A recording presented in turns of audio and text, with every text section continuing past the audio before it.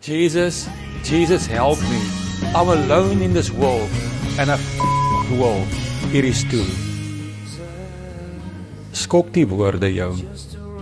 Raak jy ontsteld as jy dit hoor. Dis die woorde van die Ierse rockgroep U2 met lede wat gelowiges is en dan kyk hulle na die wêreld en dan raak hulle ontsteld wat gebeur. Uiteindelik het hierdie U2 'n reuse verskil gemaak in die lewens van miljoene mense. Op 6 en 7 Augustus vier ons hoe God die Ierse rockgroep U2 gebruik om uiteindelik 'n reuse verskil in mense se lewens te maak. Baie mense tot geloof gekom op grond ook van die boodskap van U2.